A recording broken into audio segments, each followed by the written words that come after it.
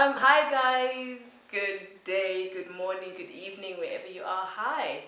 Yeah, hi, what's up? So obviously I'm Buli, Yes, and I'm Busi.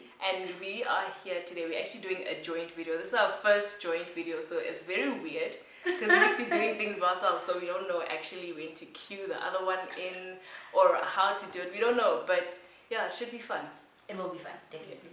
So today we're talking about relationships. Jola. We talk about relationships. So yeah, we decided to get together on this one and just speak about this topic because we do know it's important. It's extremely relevant in this day and age, especially with our youth, especially with even older people who still don't know really what it's all about. So yeah. Yeah, totally. So that's what we're going to be talking about today. And we're just going to have a few points. And in terms of relationships, we're going to do relationships. I know everyone has relationship advice on how they think it should be. But we've decided to stick to what we know. And we only know God's way of relationships. So if you're ready to do it the Jesus way, then watch this. And even if you're not ready, watch this because you're still going to learn a whole lot of things. So yeah. Shall we get into it? Let's get into it. Okay, let's get into it. Okay, so the first point we're going to be talking about is being whole before you get into a relationship and in a relationship, right? Yeah. Okay, so what does wholeness mean, and like what does God say about being whole before you get into a relationship or whilst you're in a relationship? I remember the late Dr. Miles Monroe used to say we need to be single to Jesus, even when you're in a relationship. And I guess what makes the best relationship is for you to be whole in Christ. So the best thing to do leading up to getting into a relationship or even being in a relationship is that you have to have a really good relationship with God. Because he kind of makes you better. Jesus makes us better. Jesus makes us because so we better. are nasty without Jesus. You're so bad. Yeah. So Jesus makes us better, and being whole means that you find yourself in him. And when you find yourself in him, you realize all the nastiness about you. And I mean, nobody wants anybody nasty. So you work yourself, your character. You work who you are, how you approach things, how you think about things, and then that really dictates your wholeness in him. And then you're ready for a relationship. And I think wholeness, we need to make sure that when you're whole, it's not about being perfect. Yes. You can't, we are always working, and God is always working on us, and we're always being refined. Yes. And being whole is just being content in Christ. So I think that's, for me, that's what being filled and being whole in Christ is to be, it's having a relationship with God, and it's being able to stand. I think it's just the dependency on him that, look, with or without, I am content. Yes. And if anything else, whatever that person is going to bring, they're going to add. Yes. They are not your heir. Yeah, exactly. You're not half part. Like, there's no finding my better half. No one's completing you. No. You need to be complete first. It's the problem. I think that's the problem. Yes. Now the world tells us that I need my better half. No. You are not a half a person.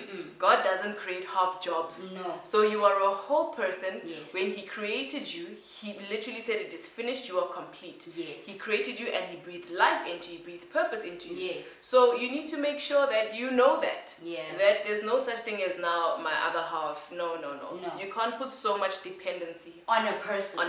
That person didn't make you. They didn't make you. That's why a lot of relationships don't work. Because we think that as I go into this thing, this person's going to make me whole. They're going to put a part in me that's missing. And that only God can fill. Only God can fill. Only God can be that person in your life to complete you. I mean, to the point where you'll find yourself even in a relationship but still saying, nope, I need to seek God. Exactly. Why? Because in that relationship, there are holes and gaps that person cannot fill. Exactly. That only God can fill. Only God can give you a certain amount of joy and peace. God is your everything. And that person, yes, you love them with all of your heart. They're amazing. They're bae. But I feel it's important to make God the center of it all. And God is first. everything. Yeah. And I think that's it. Just being whole. That's what being whole is about. Yeah. So what does it mean to be equally yoked? I think it kind of stems from, again, I'll make reference to Date My Family. So everybody's always like, I want a God-fearing man and this and that. And I remember someone once saying, why do you need a God-fearing man? Why? And I said it's a standard. Because when you are a child of God, you can't settle for anything You can't. else. Yeah. You can't. I think being equally yoked is not saying that, look, I'm a Christian and I think I'm on level 8 and you also need to be no. But it's saying that I'm a child of God and there are things that pertaining to Christ that I'm about, I pursue, I focus on, and that person needs to get that. True. And that person needs to journey with you on that. That's Yeah, and it's also about being like equally burdened. Like a yoke is a burden. So we are burdened with Christ, not in a bad way. It's just to say when we wake up, that's the first thing I know. That's the first thing you think about, and it's what it drives your purpose. Everything that you want to do in your life has to be driven by that. Every decision you make. Now imagine if you now married to someone and they don't wanna sow a seed, and you're like, you need a tithe, and he's like, nah, we can't. You see, you're not burdened the same, because now you're thinking the kingdom way, God's way, and he's just thinking something else. So you're not burdened the same. It's not gonna work. I think for me that was a bit disturbing. There was a time where I said, okay, I need to fast. My phone's gonna be off. Fasting ones. I'm like, look, phone off. For the next 3 days, I just need to really get away and focus on God. And I was like, why? He's like, and he's asking why? He's like, why? No, but then what's going to happen to me? Like, you're not burdened the same, so and it's like, you don't understand, and that frustrates, so you're constantly in conflict. And that's the problem with us most of the time, Christian girls, you know, we like the bad ones. So, I think when you do get the bad one, you're dragging him to church, like, come on, let's go. So I dragged a couple of people to church, you know, and the truth about it is that once I was no longer there, or once I was no longer in their lives, he just didn't come to church anymore. Like, church was not for that particular person. And that's when you realize that's when people do things just because they want to be with you and their heart is not committed in that. And again, we're not crucifying people who don't want to go. It's fine. No, it's you know, but for you where you're at, it's very important. Okay, so the next point we're going to talk about that is super great, or a big issue in relationships is, and it's under the heading, the excitement, and it's under the heading in terms of compromise. So remember, when it came to compromise, we said you don't compromise in character, and the next point is that don't compromise in sexuality and purity. So this one is quite a broad one, and I think it's just going to get everyone like up in arms and like like that. So so I think one of the things that you can't compromise in is compromising in purity. I think that when you finally understand why God says that we ought to be pure, and it teaches you so many things. So when you're pure, it's a reflection also, and it's quite broad, but I think one of the first things that's coming to mind, and then we'll just communicate, is that when you're able to, and when you and your partner are able to say, no, let's wait, let's do it God's way, it shows character. It shows the maturity of the person that you're with, because the guy is not impatient. He's not trying to say, hey, let me take you to bed. You know, like, he's only trying to holiday you. Like, that's the only thing he knows. No. I think that there is so much that you can learn in a relationship outside of sex. Because I believe that your dating part is just the foundation of where you're going to go. So if you're always wanting to meet in the bedroom, how do you really know what this person's about? Because what if you marry that person one day and you're like, Jabu does something. And then you realize that, no man, but I could have seen this while you were dating. And now you're stuck in a marriage where you didn't see the bigger picture clearly, because all you guys would do is know how to engage on that level. You know? And I think that we've really confused intimacy with sex. Or with and not being pure, because you can learn how to be intimate, and it's not necessarily doing all the stuff. No. You learn how to be intimate spiritually in a loving way with your partner without even having to take your clothes off. I think that's the first thing that jumps to mind. No, totally. Like, staying pure is hard, Even being in Christ, it's hard because, like you're saying, it has to do with character. Because, you know, Galatians 5:22 says, love, peace, joy, kindness, you know, goodness, self-control. Self-control is like the hardest thing to work in as you are in Christ. And I think that's where it has to be really built up in you, you know, to say, okay, I'm gonna treat this relationship in this way and control my emotions, because I guess that's the first thing that happens with people when we are with people. Yeah. Is the butterflies in We the stomach. yeah. So we gravitate normally to that instead of trying to learn, what does this person think? What is their purpose on earth? Am I praying about them? Lord, what are you saying about this person? You know, and when you start going that direction, the sexual stuff actually disappears. Yeah. Like, even when you see your partner, you are attracted to them or whatever, but you're not naturally like, you know, like immediately. I get it, yeah. And it really all has to do with how much you are one in God, how much you are working on it every day, because it's not an instant thing. Yeah. It doesn't happen on the top of May 2016. Yeah. No, it happens every single time. day, you know, so that your flesh is lower and your spirit is higher. Yes. And that's, I think two things that you've touched on is that, before I forget, I think is that it's hard, you know. But one of the other things that you touched on is that for me, I found the more that I spend time with God, the more that I'm in tune, and I'm like, okay, it's me and you, Holy Spirit, be great, be awesome. And you, because remember, you always work on your relationship with God every day. So if you know that your parent is in the house, you're gonna behave. So when you are with Christ in that way and your relationship is really strong, there's things that you're not gonna want to do. Sometimes your mind is not even there, because when you are in His presence, there are certain things that you don't worry about anymore.